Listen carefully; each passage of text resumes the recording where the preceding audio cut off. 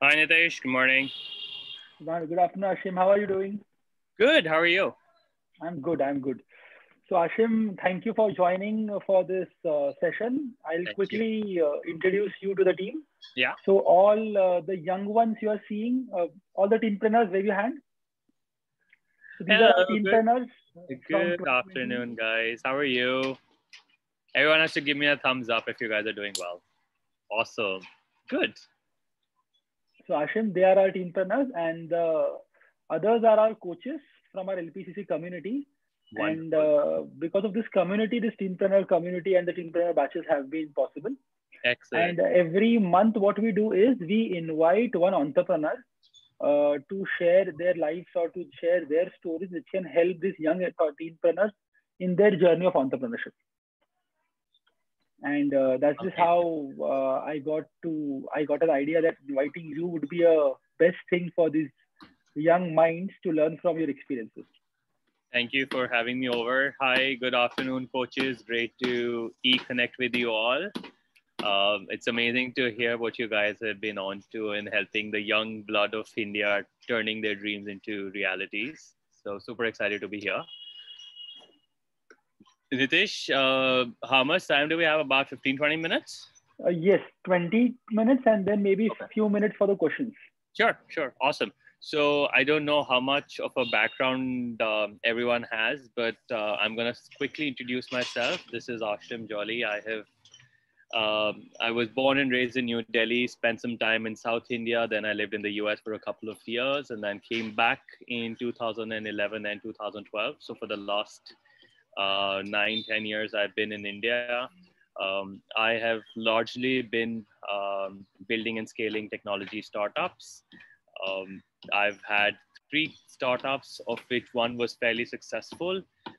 Two obviously did not really see the light at the end of the tunnel as we would have all hoped, but they're both the companies are still up and running and they're still kicking alive. But what I will do is, just give you guys an entry into kind of how my journey went through from one startup to another. What were my key learnings from each of these startups? So as you guys think of putting your dreams into reality, I want to highlight a little bit of what it will take to build those. What are the stepping stones that you are going to kind of come through, and some of the challenges that you'll have to overcome as you start building that journey, and then talk about also what success then really means in some of these startups. I have then in the last sort of 2, 3 years worked in corporate India and realized that once an entrepreneur, always an entrepreneur.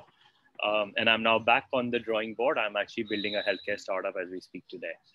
So, Nitish, just so I know, what have you briefed the team on? Do they know a little bit about my journey or not? No, Okay, Ashim. So I've just told them I have shared your LinkedIn profile. sure. So most of them have seen your LinkedIn profile. I have told them that we have met in WeWork, Yeah, and you have been mentoring startups. yeah, You have a journey of being a serial entrepreneur, as yeah. well as you are right now investing as well as mentoring new startups. Yeah, yeah, awesome. Okay, so cool. So what I'm going to do is, guys, tell you a little bit about the 3, 4 journey that I've been a part of. Talk a little bit about the key learnings there, and then tell you about what came out of those key learnings and how with every new sort of journey you were better equipped to build that business more successfully. So the number one thing is that as an entrepreneur, while you have certain dreams that you want to bring to reality, doesn't mean that you'll always stick to that for the rest of your life, right? As you may see, I've kind of gone from several journeys and I've learned, and in fact, if I look back in time, the way I position it is that it has also given me the opportunity to know the things that I may not want to do again in life, right? So I've basically, while I've checked box things that I've learned, I've also crossed things that I don't want to do again in my life. So I started my journey in consulting in the US. Spent about 2 years for a boutique consulting firm, and after working those crazy hours, I realized that it's better for me to come back to India and build something on my own. At the end of the day, as an entrepreneur, you're not just building innovative products and services, but you're also providing for jobs, and you're really creating an ecosystem around you. So at the age of about 23 or so, when I moved back, I started my first company in the online recruitment space. while it was a very innovative model, we realized that we weren't quick enough in getting the product to market, right? So while we were creating, certain features on the product, we were creating certain elements which we felt that the HR community would have liked. We realized that we didn't market it well enough to create for a business that were long lasting. And that led me to realize that the next time I did a product, I would actually spend a lot more time in the market, a lot more time with the customers, as opposed to sitting in my own cabin and trying to create a product, right? So as entrepreneurs, when you try and think of building a new product or a new service, the one thing you have to always remember is that you have to spend a lot of time closer to your customers. You always have to have your ears and eyes close to the ground. And that really helps you define the product and solve for the problem that the customer is looking to solve. Soon after, I transitioned out to build another company, which was in the mobile app space. It's a company called SnapLion. And that was a fascinating experience because, at an early age, about 24, 25, I was speaking at various forums across the country. I was meeting with pretty much business owners of the likes of folks who ran, McDonald's or Domino's, or the guys who ran some of the largest spa and salon chains in the country, or the largest retail malls in the country. Because in 2014, mobile apps was the most sought after thing. People wanted to move away from websites and move into mobile apps, and we were one of those very unique platforms in the country that created that. Ironically, after spending 2 years building that company, what we realized is that while we wanted to create this entire technology platform to solve for a particular problem statement, we started going from different businesses, right? So we started with food and beverage as an industry. So we used to create mobile apps for restaurants and hotels. We then said, hey, well, we can actually use the same service to build it for spas and salons. So we started building a feature for them. Soon after, we met somebody in the retail space and we started creating ads for retail. And then soon after, we did education and we did events and so on and so forth. So while personally it was very fulfilling, I was at pretty much every forum in the country addressing audience of, 500 to 1,000 people. What we realized is, as a business at the core, we became a company which just had employees who were servicing these new products for different clients, as opposed to building a product company which would only solve for one particular problem statement. So the biggest learning there was that you have to stay very focused to the product at hand and the problem statement at hand. As you start meeting and getting into the ecosystem, you will see a lot of people come and say, oh, why don't you add this feature? Why don't you do this? But you should learn to say no, right? You should learn to say that, hey, this is the problem statement I'm going for, and I'm going to continue staying focused and go very deep in trying to solve that problem, as opposed to spreading my wings. As an early stage entrepreneurs, because, we raise little funding from people and all, investors will, put it down our throat saying, where's the money and all that. But sometimes these things just take time, right? So while, every restaurant would have taken, 2 to 3 weeks to get onboarded, another client would have come on board in less than a week's time.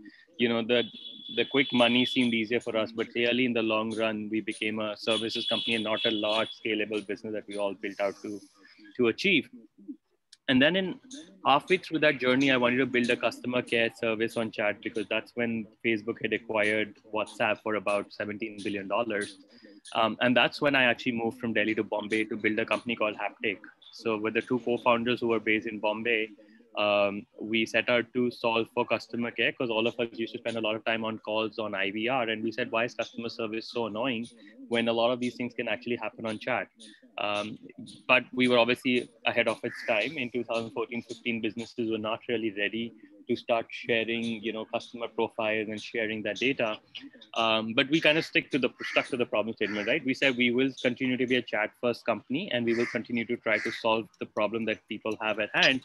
And that led us to create different pivots in the company. Wow, there's a crow right here on my terrace.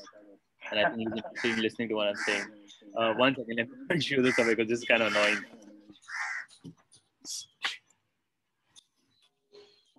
Yeah. So while we stuck to that problem statement, we pivoted from being a pure play customer care to really understanding that the customers who were chatting with us did not want to just know the service, but they wanted us to complete the service. So we actually became a concierge service for our customers, where we didn't just provide them for, so let's say somebody came and said, I need help with my Samsung mobile phone.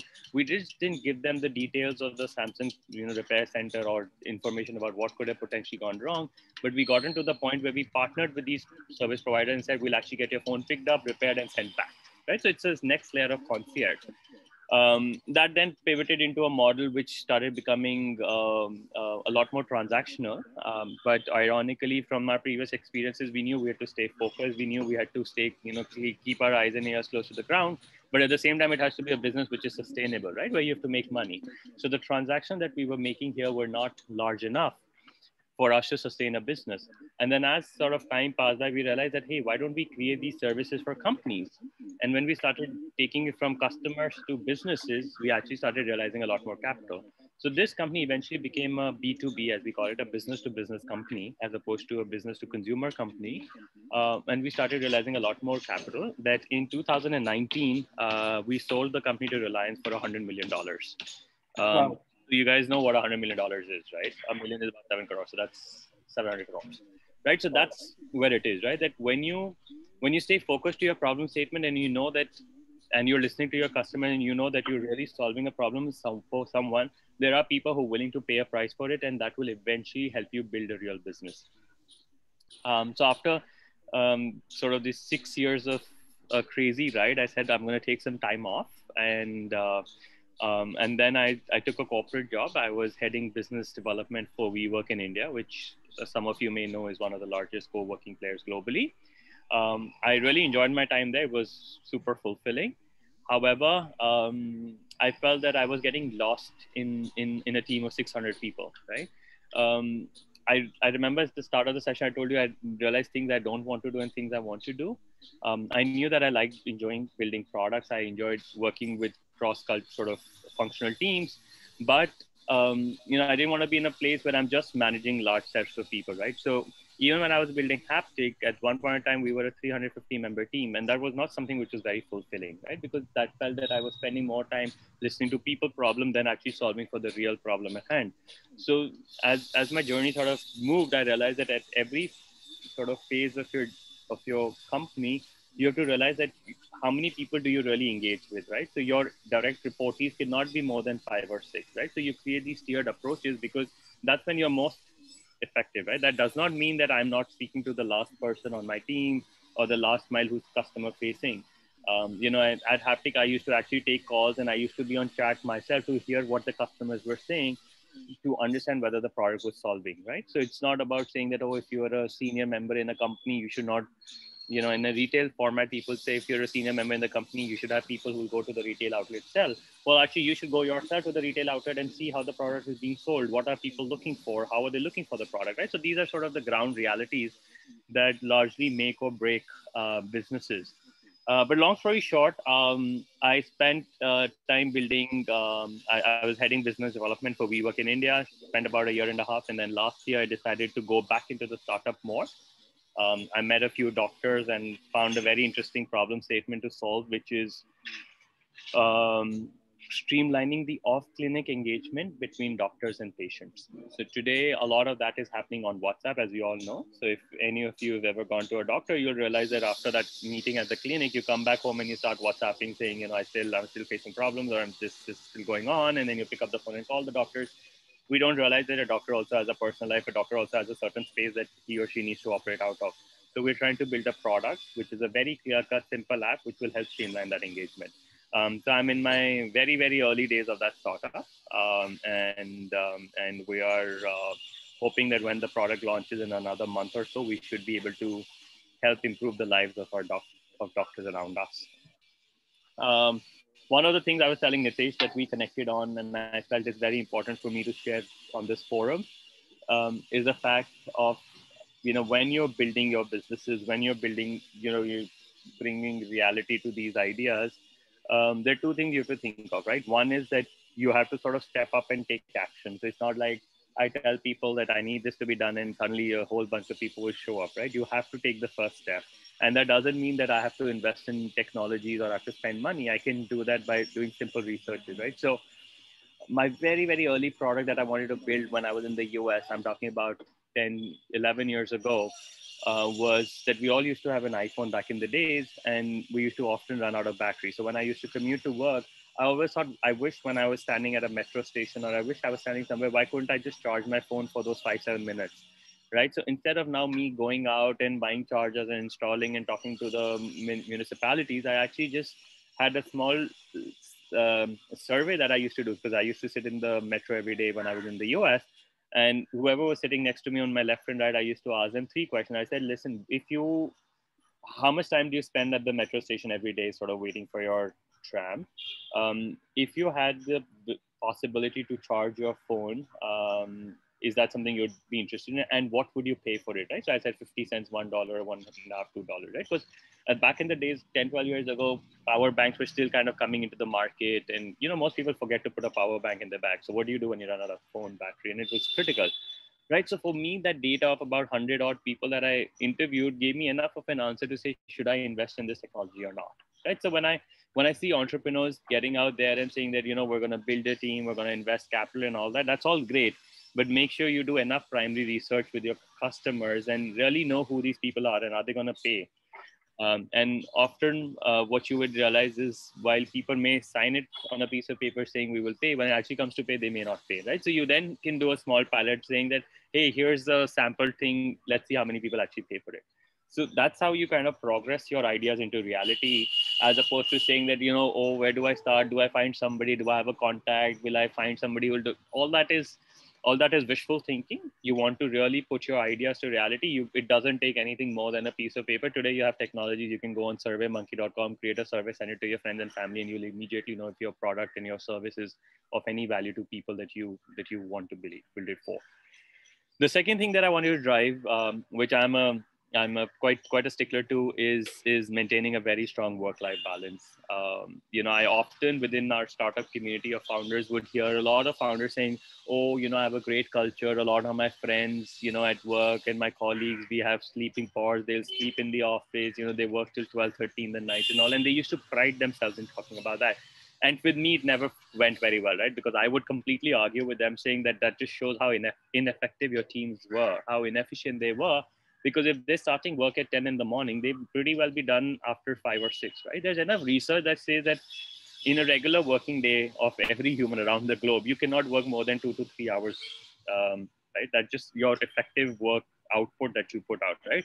So now whether you spend 6 hours, 8 hours, or 14 hours in the office, it's what I call donkey work, right? So if somebody tells me that they spend 14 hours, and I'm like, well, it shows that you are very inefficient. Your team clearly doesn't know how to give out real output, and you haven't built the right systems in place, right? So if somebody says that I want you to do this, I say, well, guess what? There's a service that you can pay $10 and get it delivered for, versus you spending 18 hours to do that, right? So very early in my career, my first startup, I remember we were spamming people because that time you didn't have money to spend to advertise your brand. So instead of going on every LinkedIn group and messaging, we created a little bot that used to run on LinkedIn and go and find a new group, add yourself to a group, send a message on that group. So if any of you now go back and research Ashim Jolly round 1, you will actually see some articles which is Ashim Jolly VP, biggest spammer in the country and all that, right? This was 10 years ago.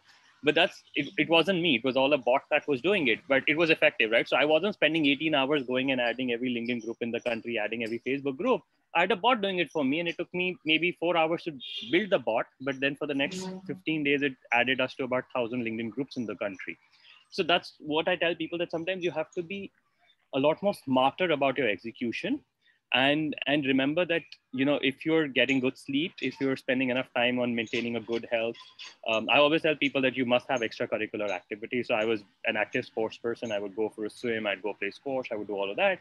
It just keeps your brain so active that when you are in the office for 6, 8 hours, you're so much more effective. Your capabilities to think, your capabilities to deliver are so much more stronger than trying to be like lugging there and sluggish because you've not slept all night. So clearly your brain is not operating, and so you are basically feeding off what everyone else is saying, but clearly you have no creative ideas, right? So you're not reading anything, you're not interacting with the outside world.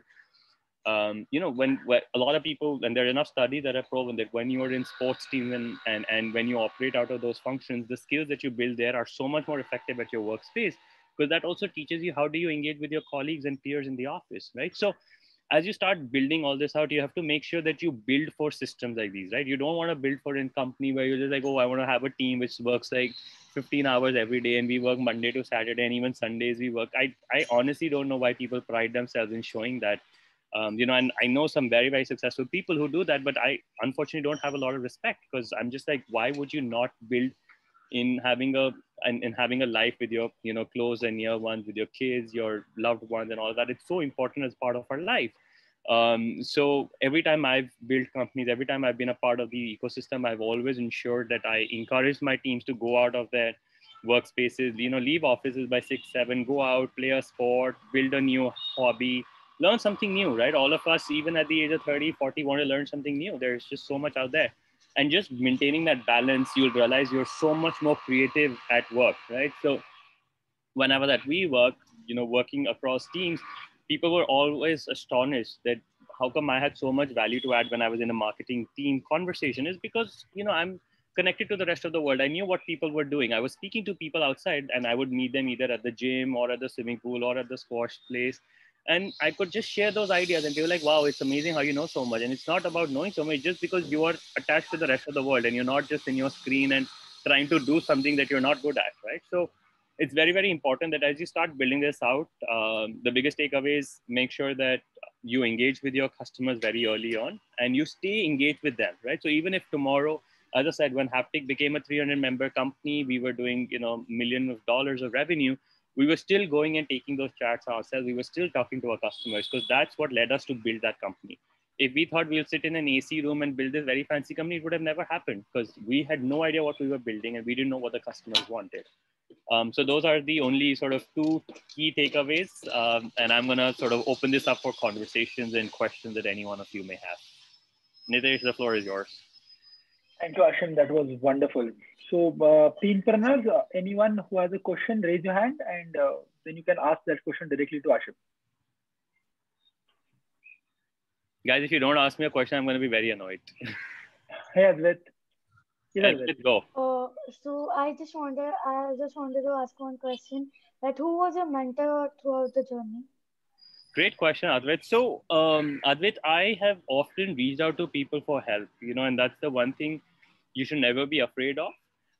I've gone into meetings, and when somebody said something, I said, I'm sorry, guys, I don't know enough about this, so I can't add value. And I feel that when you put yourself in a vulnerable situation in a group meeting like that, people actually have a lot more respect for you, right? As opposed to trying to prove a point and trying to show that I know better. Sometimes it's best to say, you know what, guys, I don't think I know enough about this. Let's try and bring somebody else who knows better. Alternatively, because our networks were so large, I could always reach out to somebody on WhatsApp and say, hey, I'm struggling with this. How do I, move forward? And because our founder networks is so tight, we're on great WhatsApp groups where constantly people are sharing insights and learnings of this startup. I actually used to run, I don't know if it's on my LinkedIn, I used to run a property earlier called Startup Funerals, which was actually a platform for startup founders to come and talk about the learning from their failure. So that didn't mean that he died, but it really meant that, like, I have had we sort of not great successes, right? So not saying the company didn't go anywhere, but they didn't grow as well as we hoped. But each of these learnings is what we call as sort of something from Ashim, that is a great idea for a book as well. Yeah.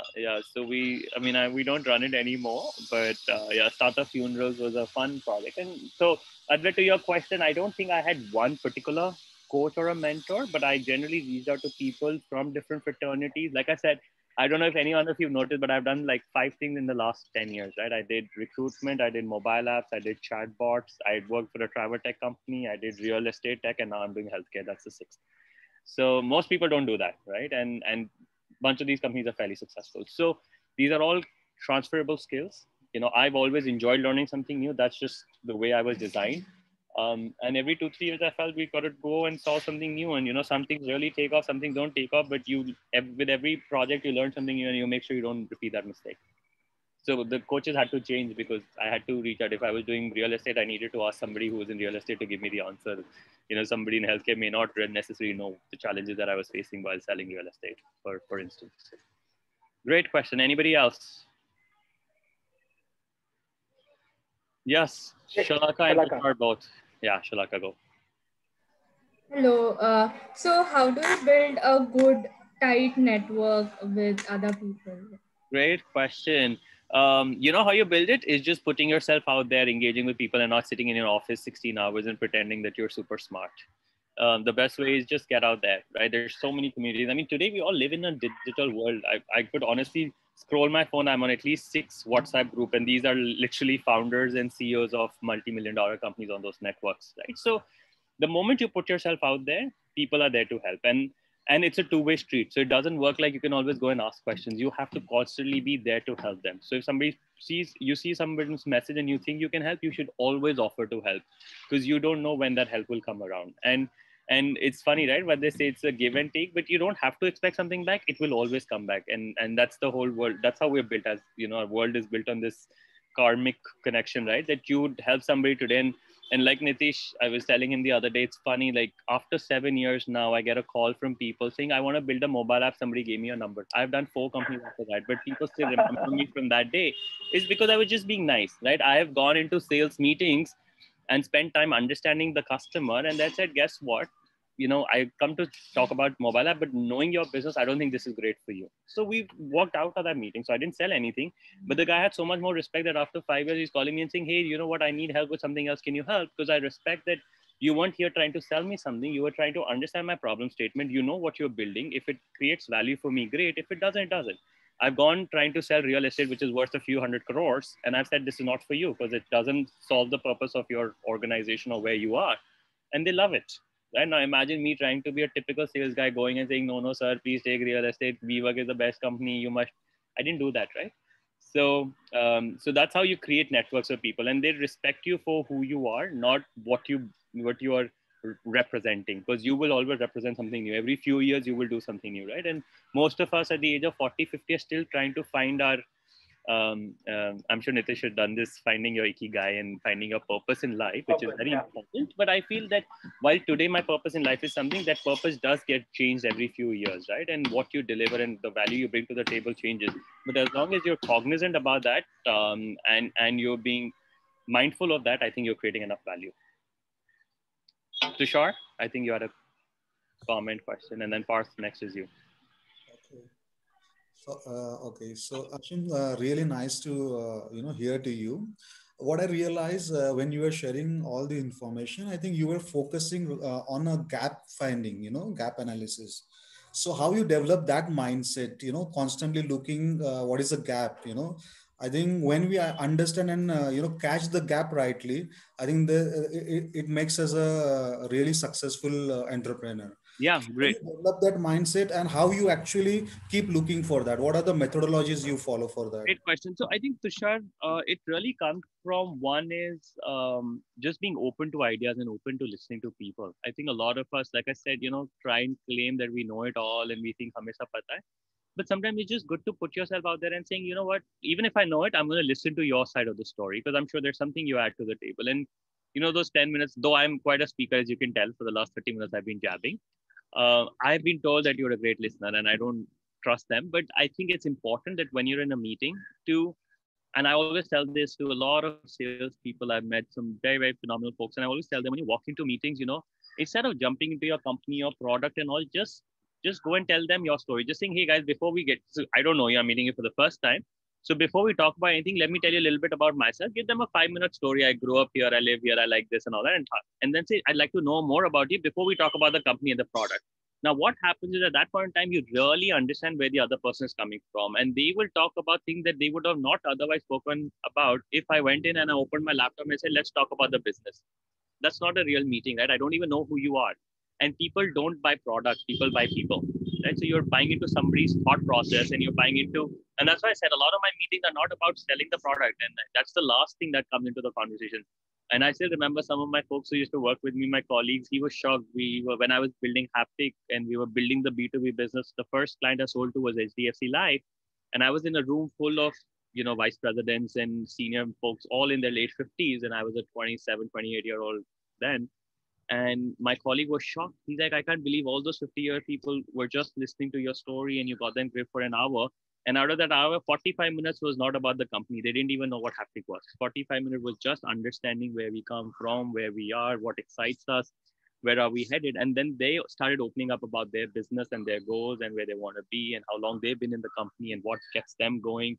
And, because we'd broken their eyes, now talking about our product and service was a common sell, right? Whether they liked it or not, they probably would have sold because they're like, you know what, we trust where this thing is coming from. So the gaps come when you start listening. The gaps come when you put yourself out there. This project that I'm working today happened because I was a part of a group of entrepreneurs, and they said, and this person teaches at ISME school in Bombay, and he reached out to me saying, I want you to teach. A professor is building a product. The professor got me introduced to a doctor. We met in January, nothing came out. In June, they came back saying, you know what, we've tried for 6 months. We can't do anything. Can you help us build this product and company? And then we started working on that. So I didn't go out in that meeting saying I want this product and I need a job. I just said, yeah, I like the problem statement. I think there's something we can do, but I don't know enough. And my pretense of that conversation was, I'll help you build the first product. I don't know enough about healthcare. If it goes the way it's designed to go, I'll continue building the company. If not, we will hire people from the healthcare company to build it, and I'll go on to something else, right? So it was very clearly, precisely put out that this is what I know. This is my focus of expertise, and I'll bring that to the table. If there are elements that I don't know, I will bring from the community. So I'm not going to come out and say, I know it all. I built $100 million company, so I can build another one. I didn't go out with that attitude. I said, I don't know enough, but I see this as a problem statement.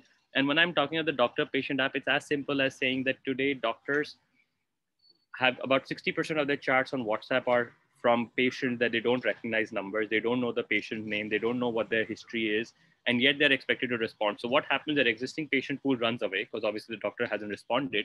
And he's not even entitled to respond, right? Because you pay him a fees when you go to the clinic, but how does he monetize after that? Why? And how does he know that this is an SOS message, right? None of that is delivered. So the product base is broken. And we're just saying we'll only solve for that, right? I didn't say I'm going to build an e-pharmacy business. I didn't say I'll build a teleconsultation business. I didn't say we'll build a digital therapeutics business. These are very, very large, complicated businesses. I said, let's just solve by solving one simple problem, which is the off-clinic engagement of an existing patient. If an average doctor sees 10 patients a day, which is 50 patients a week, which is 200 patients a month, even if 30 or 40 of them stood by him every month, he makes more money than he does today. And he makes 10x more money than he does today, right? Let's just solve for that problem. So it's identifying that gap by really listening and understanding the problem, as opposed to, saying, oh, but there are so many healthcare companies. Oh, there is this. And you shouldn't be intimidated by any of that. You should put your own, and that's where I sometimes say it's just common sense is what unfortunately is sometimes missing. So if you just let your common sense kick in, and that comes when you put yourself out in different groups of people and you hear different perspectives, it helps you learn more and more. You're most likely going to identify the gap and try to solve for it. Thank you. Thank you so much. Yeah. Parth, you had a question? Yeah. Hello. Nice meeting you. Likewise. So my question is like, what was your motivation that kept you going? Like you had so many companies, you failed some, you gained massive success in many, but many people quit when they gain success and they're happy. So what kept you going to do new things? Yeah, so that's a great question, Parth. I wish I really had the perfect answer, but I'm going to try and answer this. Like I said, I think it's the pursuit of learning something new every day. And I think that's the mindset that sort of I wake up with every day, that, I feel this is a great industry. I feel this is a great opportunity. Why can't I try and solve for this opportunity, right? And it's a large enough problem statement to address. I don't know if I will succeed. I don't know if I will fail, but I'm going with a very open mind that this is how I believe is the right way to solve it. I'm seeking a lot of help and guidance from people who are in the industry. And we will let time play it out. Now, does that mean that the next 10 years I will be in the same company? Does it mean the next 10 years I may be doing 5 other things? Time will tell, right? But if you wake up with that mindset of learning something new and giving back what you know best, that's what keeps you going, right? So like Nitish mentioned, I work with a few early stage entrepreneurs, and all is just because I want to make sure that they don't make the same mistakes or they don't go down the same track that we went, right? And some places we got help, some places we didn't get help. But the best way to learn something is to do it. There's no better way to learn it, right? And I think experience is the best coach for everything in life. So everyone here who are coaches, you just cannot question anything, because the experience that they have on you is far more than what a book or a or a TEDx talk can teach you. It's good, it's inspiring, but you never learn until you do it. So I think that's why I said there's conversation of talking and hearing, and there's conversation of doing. When you do it, the learning that you have is far more impactful than saying, oh, I heard it here, or I listened, or I read this, because reading and learning is so much different than actually doing it yourself. And that you just cannot help. Super. So Ashim will take, okay, Adira. Yes, Adira. Hi. My question is a little similar to what Parth asked, but what I want to know is what keeps you grounded? What keeps you going? How do I put it? Well, I got to do something with my life, right? I can't just sit and watch Netflix all day. That's not me. I can't always be hanging out with friends and going to movies, because that's not me again, right? So there's some problem statement I want to solve for. I want to see a problem statement that I can associate myself with and build for it. And like I said, you have to learn to say no. At some point in time, when I was selling real estate and I realized that I was doing multi-million-dollar deals, but as an employee, what am I taking home? Nothing. So I said, why am I doing it as an employee, right? Why can't I just be a consultant to the company? So today I'm a consultant to, or not even a consultant, I should probably use the word like a broker, right? To a WeWork. So tomorrow if somebody comes and tells me that I need 200 desks at WeWork, I'll say, sure, I'll help you. But I'm not going to drive that, because that's not adding any value to my personal life, right? I'm not learning anything new. It's not taking me anywhere. It's not adding to my equity value, because the equity that I own in companies is far more valuable than me making a few lakh rupees every month. And so I'm building on another equity, which I believe is large enough. And so that's what keeps me going, right? Is creating value, solving for a problem statement, which is impacting hundreds and thousands and millions of lives. And at the end of the day, giving you the fame, the visibility, the learning, the ecosystem that you've not been exposed to, right? So that's what keeps you going, right? So there is a lot of fame, right? Today, and like I mentioned earlier, I think most CEOs, CXOs across the country, across industries are usually a message away, right? Probably second-degree connection on LinkedIn. Not many people at that age will be able to do so. So that network you only get when you put yourself out there, right? An average employee in a company will never be exposed to all of that, because they never put themselves out there. They never had the opportunity. If I was an engineer in a Tata or a Cognizant or a Wipro, I'll continue to be an engineer for the next 10 years. I'm not talking to the CEOs. I'm not addressing, like I said, on an average, I'd probably attend 3 to 4 conferences a month. I'd probably speak at 2 of them. Most people don't get their opportunity at a very early age, right? So today, when you see a Kunal Bell and all these celebrity entrepreneurs, while they have very successfully sold their companies, they are there because they've put themselves to that risk. And I mean, it's a typical high risk, high reward game, right? So I'm not saying that it's easy. I could very easily go take a job today and make money and just be happy and sit every day and chill, or be like, okay, I'm going to risk my 6 months. I'm going to try building this product. I don't earn a salary. I don't earn anything, but I know that when it does start working, it will really do wonders, right? So it's for you to have the ability to be able to see through all of this. And that comes with time, right? Every experience you've learned. My first startup, we probably drew some basic salary. My third startup, we were drawing crazy salaries, which most employees at the age of 30 were not drawing. We were drawing because, we built a company, we were creating value, we were raising funding, and that's the ecosystem we're a part of.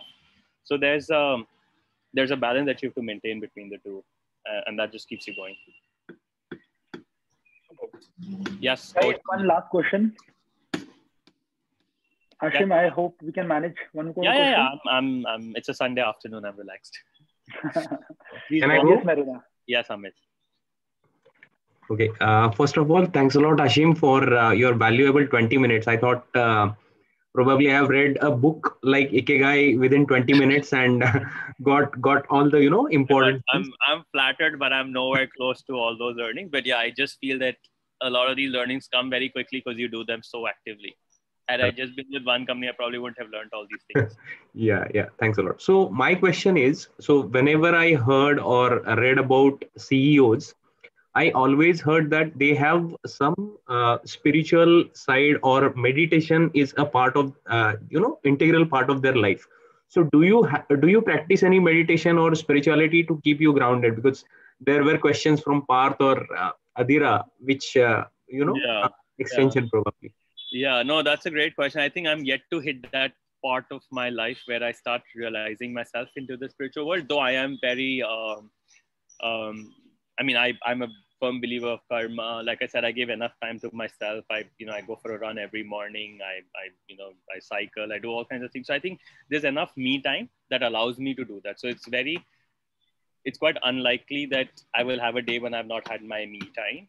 And that's usually early in the morning, right? So I think the other thing that, like I said, it's a cultural thing, right? Where people are very happy saying, "Hum log har roz raat ko Netflix dekh ke 2 baje sote," and I'm the opposite. By 2 o'clock, I'm halfway through my sleep because I sleep at 9:30, 10, and they laugh. They're like, "What's wrong with you?" I'm like, I have a Saturday when I can party out till 4 if I have to, but a Monday to Friday is the week when I'm going to continue my very structured lifestyle. I go to bed by 9:30, 10. I'm up at 6. I get a good 8-hour sleep. I don't know why people talk ki 5 ghante sona chahiye, 6 ghante sona, because I've read enough and I think it works for me. A good 7-8 hour sleep does wonders to me. And I mean, the lack of not sounding so rude or whatever, but most people my age today do look very different, right? And I'm in my mid-30s now. And I can still walk into a restaurant or club and people think, oh, he's just graduated out of college, right? So it's all a part of the lifestyle, the choices you make, right? So I think I'm yet to graduate to that level of spirituality and get there. But I think I've given myself enough time and space to calm myself down, right? So I'm not in that constant haste of utho, calls pe karo, and raat ko 11 baje tak call karo and sign the next $10,000 check. I'm not living that life anymore. I'm very content with where I am. I have touched with everything that I need to be. And I think somewhere in life, you have to start learning to appreciate things that you have around you. I think you can go from I always tell Nitesh, you can go from one car to another, or BMW X1, X3, X5, X7 ho jayega. But at the end of the day, they're all the same car. They're all equally comfortable. And they're just status symbols. They mean nothing, and instead of that, if you just use that capital into doing something better and more meaningful, that will give you a lot more happiness than saying that I drive another fancier car. So I think those realizations actually came to me very early in my life. I was telling Nitish, when I used to live in the US, I think that also happened as a matter of fact. At the age of 20, you land a consulting job, you make $80,000. That roughly translates to about 50 lakh rupees at 20 years. It's a lot of money. So I went out, I had the largest TV screen. I had most brands that people would want, but I grew out of it very early on. So I used to volunteer. I still volunteer. I used to volunteer at a old age home. I used to volunteer at a Friday night supper program in the US where you should serve food to the underprivileged. And some of these instances, those moments that happened with me in life. Nitish, we have another 5-10 minutes, right? Yeah, please. Yeah, I think I probably spoke to you about this, Nitish. So I used to live in Boston. I think this is very relevant to everybody on this group, especially for all the teenpreneurs. You have all that money you can spend, right? And I always had my eyes on these fancy brands. I used to buy a Burberry, whatever, pick up any brand, and I owned it, right, at the age of 21. And I used to serve supper, and after supper, we used to go to this little room from where we'd give them toiletries and all. So this is in the middle of November, December in Boston with about 6 inches of snow, where the gentleman came and he said, I need a pair of shoes. And I looked down, and his shoe from the half aage ka front was completely torn, right? So his fingers was basically in the middle of snow every day, right? He was basically snowed in every day. And that was the day, which I can never forget, where I had my eyes on a pair of ballet shoes, which costed about $700-800, which would have been nothing, just 60,000-70,000 rupees. For me, was nothing at that time. But I realized that I never bought that pair of shoe until date. In the last 12 years, I've never cared to buy any brands, because I just felt that $800 would have actually bought 40 pairs of shoes for those people. Wow. That would have made a difference. So I think when some instances like these happen with you at a very early age, which I think most of us don't realize, it does change your perspective in many ways in life. And I think I was fortunate enough to go through these journeys very early in my life and recognize them and reconcile with them. So it's not like today I don't want to buy a brand and all, but I consciously make a call not to. This t-shirt, I was telling Nitish, all my clothes now are good 300 rupees t-shirts. You have a good frame, you have a good physique. It doesn't matter. You buy a 8,000 rupee t-shirt or you buy a 800 rupee t-shirt from, a jockey store down the road.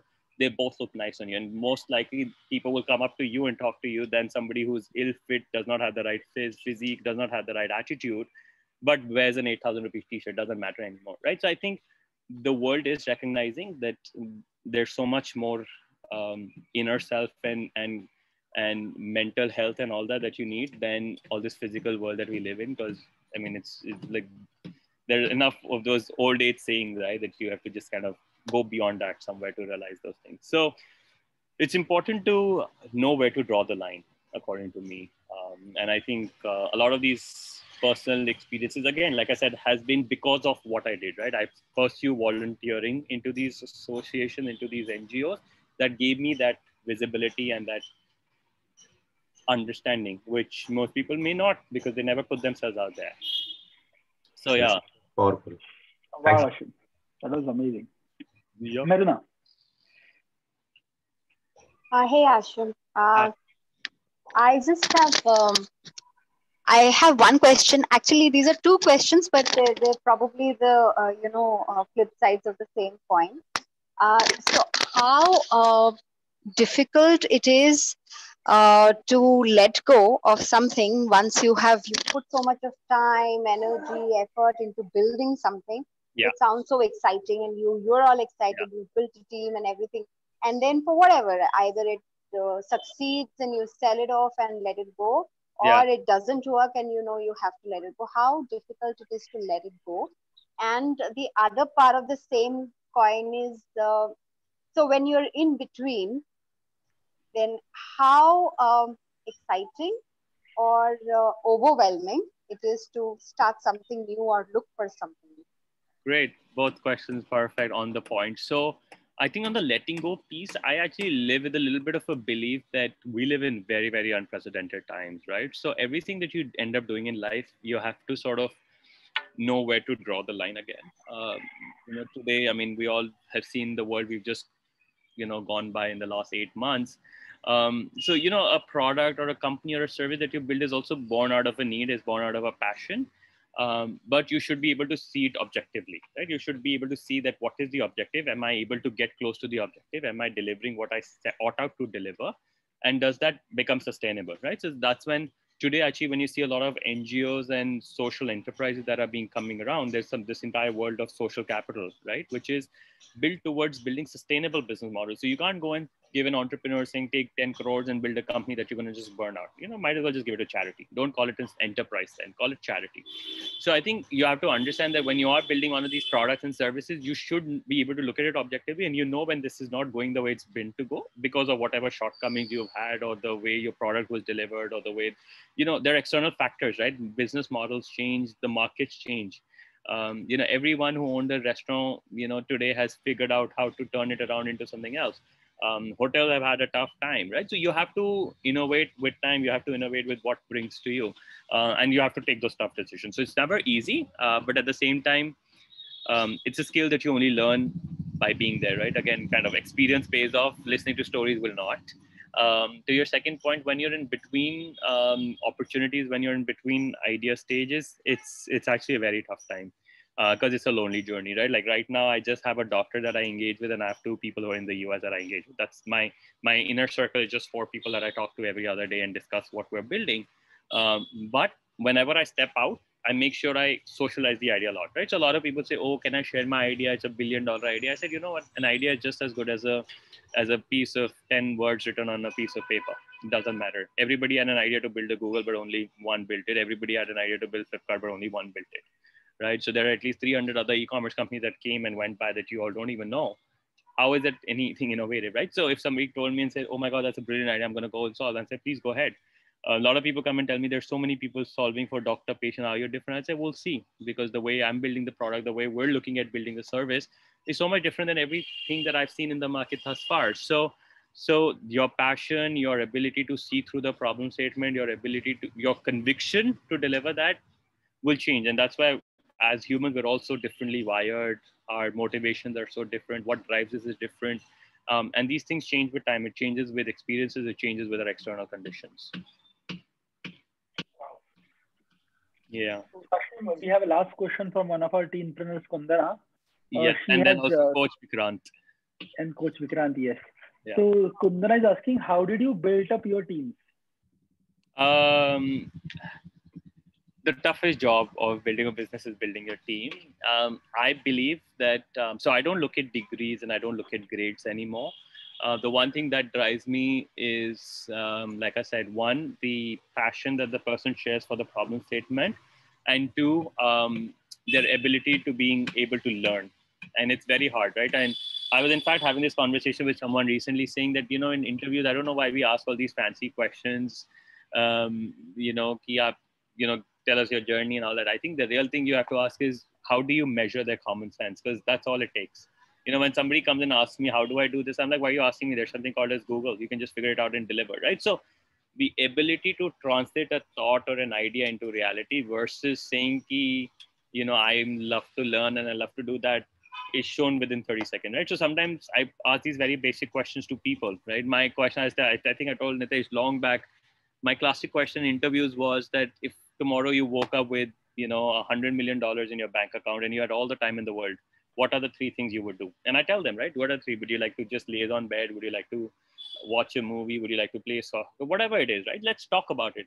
Because the moment you realize that your hidden passion and interest there are, there's enough stuff that you can do in any company, right? And if your love is for football, then there are enough agencies that work in the ecosystem of football where you can go and say, okay, I'm going to learn marketing here, or I'm going to learn something else. But don't say that I'm going to go take a job in a bank, but guess what? I actually like drawing. Like that doesn't work, right? And I think today's generation, where you all are, you're so blessed to have an ecosystem where, you know, such alternate careers are coming through. You know, most stand-up comedians are folks who had full-time jobs, and their whole stand-up comedy is made on their life of कि हम companies में क्या करते थे, right? So any stand-up comedian you watch on Netflix today, half of their pitch stories is actually हमारे companies में ये होता था, and they're obviously making mockery of their bosses and all that. But the funny part is that they found what they were really interested in, right? Their true passion was, whether they had the gift of the gab, whether they enjoyed, you know, comedy or whatever it is, that's what they were gifted with. They weren't gifted to sit and write a piece of code behind a bank or sign people's checks, right? So I think that's what it is. You have to find your inner passion. So like I said, I enjoy working with startups because for me, everything was a new opportunity to learn something new. So I said, great, this is a great thing. So if I can make money while doing that and I can help build businesses and I can create value, I'm going to do that. And that doesn't feel like work. Like for me, this is not work, right? I'm sitting and I'm having this conversation. I'm learning where you all coming from. So that's how you sort of interpret it. Yeah, sorry, Coach Vikrant, you had something to share. Thank you, Ashim. It was Wait, did we lose Coach Vikrant? Oh, he's back. You have something to share, Coach Vikrant? Yeah, Ashim. Yeah, thank you. I guess there was in the network. So I could see that from the culture that brings in your company. And my question was on the lines of teams as well, but it's more on about teamwork. So how do you consciously teamwork? Everybody has one's back, but at the same time they are like in a healthy competition, so as to bring the best out of each individual. So are there conscious steps that you take? So, Vikrant, I think my way of dealing with things in general, and I first, I think I want to put the premise that every leader, every person has a very different style of operating, and to each their own, it all works. I think for me, I am generally of the opinion that when you hire a team and when you hire a group of people to work with you, you just have to give them the leeway to operate. Because if you're going to drive everything and you're going to tell them ye karna hai, aise karna hai, bilkul ye karna, then you might as well just do it yourself, right? Then you don't need people, then you need bots ko likh do and the bot will deliver. Then you don't need a human because a human comes with a brain of their own. So I love to have people who will use their brain, and if they don't, that's a problem. So my general question to people is, if you did this, just explain me why, and that's fine. It's wrong, it's okay. I'm not gonna shout. I generally don't have a tendency to shout at people, but for me, I just want to understand the thinking process. Why did you do that, right? And then I put them in the same situation, saying if it was your own money and if it was you or your mom had given you this, would you do the same thing? And if the answer is yes, then it's fine. If it's not, then I would question them, right? So the idea is to go deeper into it as opposed to guiding, as opposed to not even guiding them, but like directing them, right? So and some of the things that I've learned through very successful coaches is that, you know, the best way to do that is to help them introspect in their thinking process. So you guide them to understand how they reach there, as opposed to telling them you should have done this. That's not the answer.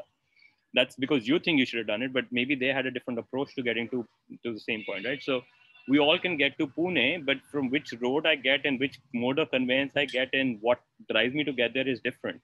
So I can't say that, you know, this is right or that is wrong. Each have their own way, as long as you're getting to the end point. In terms of team culture, my general sense is that that if you give them a leeway and you let them realize sort of the value they're driving, I think it kind of creates sort of a great ecosystem. I am generally of the opinion that, you have to be super communicative. So every time at the senior leadership level, whatever you're thinking is going on, whatever you plan to execute, you must make sure it drills down all the way down to the last person in the team. The way we used to do that, in fact, at Haptic was phenomenal. I learned it from my co-partner, is we all would discuss something in a week, and after 15 days, we'll reconvene. And we'll just take a piece of paper and we'll all say, okay, what is the objective we discussed last week in terms of numbers, or, you know, whatever we thought we set out for the team. And ironically, the 6 people in the management will also have a different answer. So despite the fact that 6 of us meet every day and we discuss what our objective is, after 15 days, you ask them to write on a piece of paper, the answer is different. So it was the best way to say, well, guess what? We are also communicative. We are talking to each other every few hours and we see each other every day. And yet in 15 days, we still don't know what we're all aiming for, right? So imagine हम 6 लोग नहीं समझते. How can we imagine the last 300th employee in the company to know what we want to do? Right? So there's some very simple hacks. You don't need super science to do this.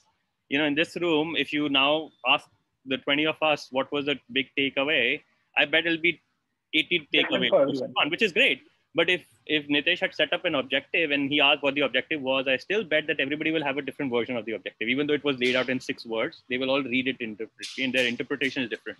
So I think in life, communication is the key to it all, right? As well, the better you communicate, the better you make sure that people are aligned to that communication and they understand what that word means, right? Sometimes words are interpreted very differently, and that leads to its own set of challenges. So over communicate, admire people in public, admonish them in private, and do not crazily micromanage. I think you're generally setting a very good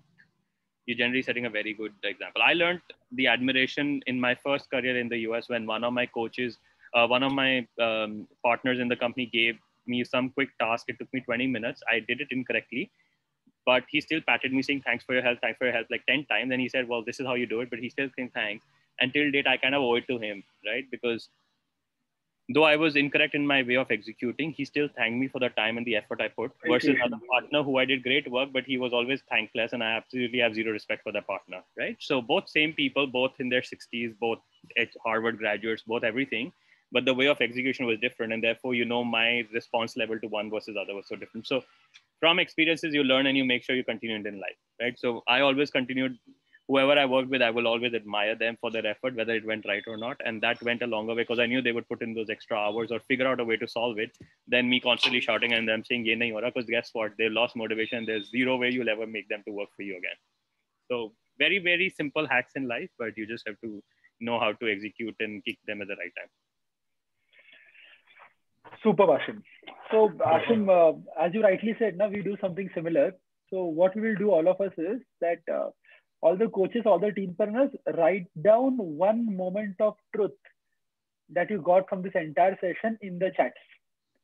Yeah, that'd be wonderful. Ashim, we have this policy that in all the LPCC sessions and all the Teenpreneur Fellowship sessions, whenever we complete a session, at the end we discuss what is the moment of truth that we have got. What is something that was new to us.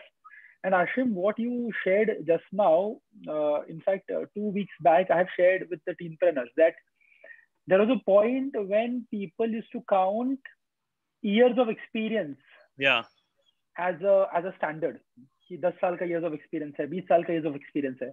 And I have told them that going forward, years of experience count नहीं होगा, experiences per year count होगा.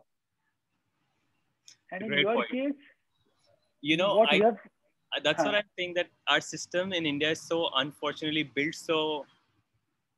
I think the word should be probably upside down, because I worked with Ritesh at Oyo, by the way, very early days. I've never publicly posted it, but when Ritesh was building Oyo from Oracle, I was actually one of his very, very early employees. And I used to admire him, right? I'd come back, I was 24, he was 18 at the time, or 19. Yeah, I think we're 5 years apart. And, you know, just the passion and everything he had, right? I mean, today he's a poster boy. People will really look up to him. But I'm just saying that it didn't stop an 18-year-old by building the biggest hospitality company in the world. Right? So it had nothing to do with ye mala aapne Harvard ki degree kari, aapke paas 30 years of experience. None of that mattered, right? It was just pure conviction and saying that I see this problem and I think I can solve it, and he went for it. And I think when you build out that conviction, anything is achievable, but you have to be cognizant of what you're building and sort of stay focused at building that. And chat as it's coming through. Yes. Interesting. Gap coming, listening, go out and take action. Always sell yourself on the product. Just staying focused to simplifying new things, build systems for efficiency. Very good. Being open to learning, mindset, being communicative to people. Go out and listen to it. Yeah, go out and listen is very, very important. Focus on problem statement, putting your true self out and communicating with people. Yes. You know, yourself true makes such a big difference.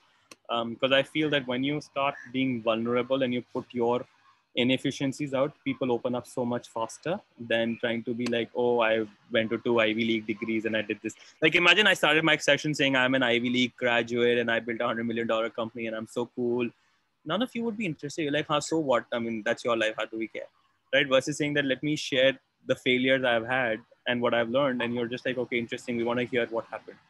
Right? So just the way sometimes people project themselves. Because at the end of the day, everybody knows, right? My general consensus is that today in the lives we live in, the age we live in, you know, we're just so blessed. You know, we live in cities like Delhi, Bombay, Bangalore. We have a roof over our heads. We all can listen, hear, do everything. You know, we have all our senses in action. We're already blessed. We're already in the top 5% of the world. So, I mean, what validation do you need? Are you in the 0.01% or 0.05%? Doesn't matter, right? We all kind of eat the same food. We all live healthy. So, you're not proving it to anyone else. It's all you, right? So the moment you start realizing that, hey, how do we improve around us? That's really the value that we're delivering. Yeah, that's a nice one, Coach Amit. Contribution to society does make a difference. I really believe it does make a big one. The value of common sense. Yeah. Isn't it crazy how uncommon common sense is? Yeah. Share your story. Excellent. Constantly solving problems. Yeah, that is also true. I generally like trying to solve something, even if I don't know, I'll find a way to solve it. But let me tell you, the only challenge with that is that I spread myself too thin. So I sometimes take on too much. And I know that's my shortcoming. So if somebody says, what are your biggest shortcoming? My biggest shortcoming is that I try to put my hands in too many things. And then slowly I figure out कि ये सारी चीजें focus करनी है, इसमें नहीं करनी. So while I tell people focus, I myself, I'm very bad at trying to focus at things. But I'm constantly learning. So hopefully I am better now than earlier. Now I have hands in 3 projects. Earlier I had hands in 6 projects. So I think every year I get better at it. Hopefully I will know what one thing is. So Ashim, one question from my end is, yes. So today's January 2021's Ashim. Yes. If he goes back 15 years in time. Yes. Wow. Meets the teenage Ashim. Yeah. What 3 things you will tell him to do or not to do?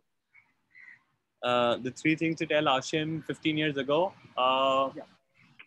What would I have done differently? It's a really nice question, Nitesh, you put me on. Start reading as a habit. I am still very bad at reading, and I know it makes a big difference. So definitely start reading. 2, which I wish I did, and I'm starting to do now, is create a, like they all say in high school, right? Create a diary. Today, the diary could be an Excel sheet. It could be anything, but start a journal. Start a journal. Start noting down things you've done, because sometimes you go back in time and you just see what all you've achieved. You've actually achieved a lot more than you think. Yep. Right? Yep. And third is, I think I did a fairly good job, but continue to invest in relationships with people. Very, very important, right?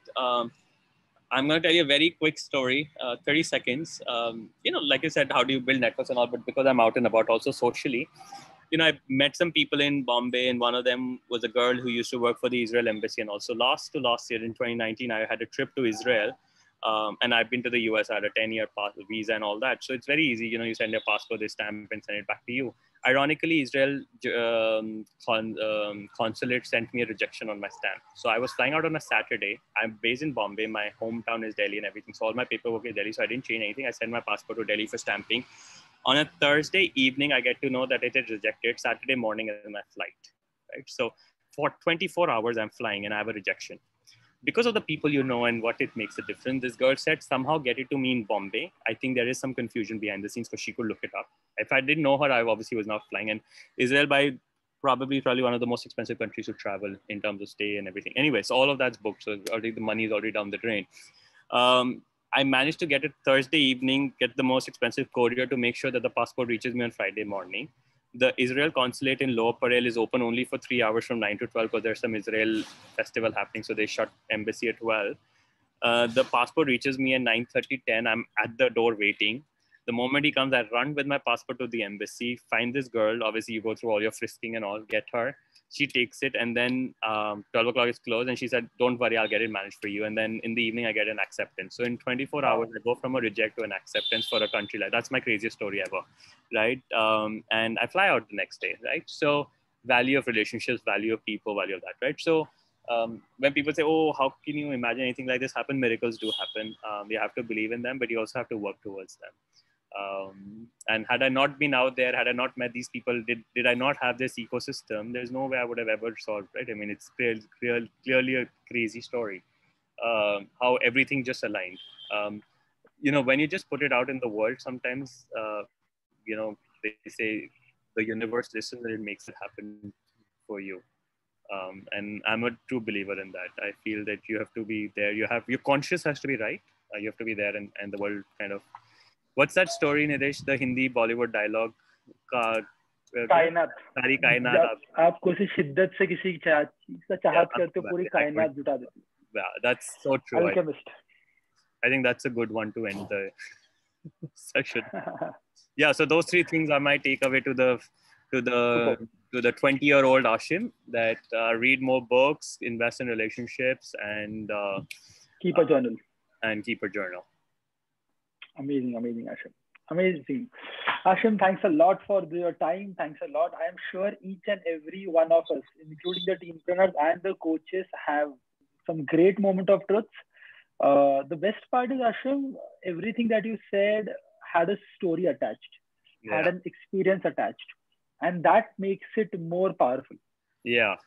Well, that's why I said reading a book versus doing it yourself is a big difference. True. मैंने ये पढ़ा था versus saying कि I've experienced. And that is what we strongly believe in our Teenpreneur community. So I'll just share quickly about our community. So you will see Manan Rehtata.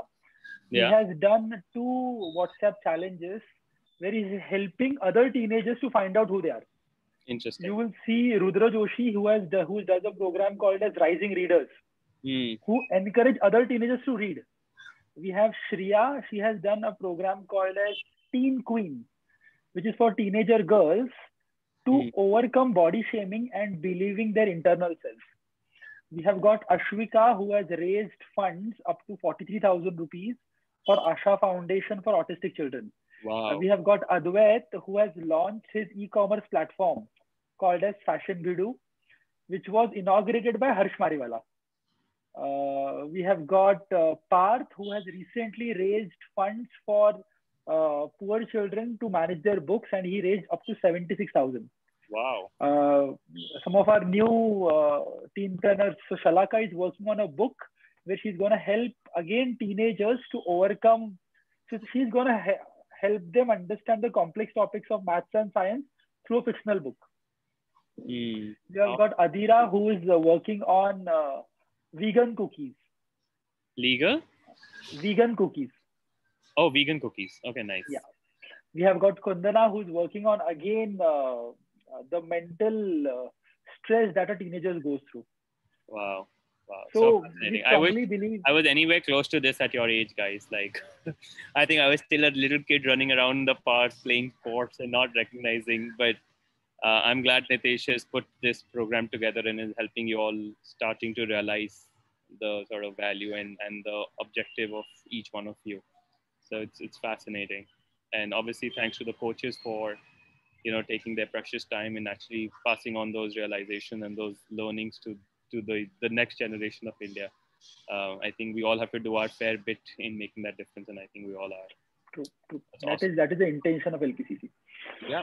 Super, Ashim. Thanks a lot. All right. Thank you. It was amazing. Thanks, we will everyone. Get connected again. Yeah, absolutely. Thanks, Ashim.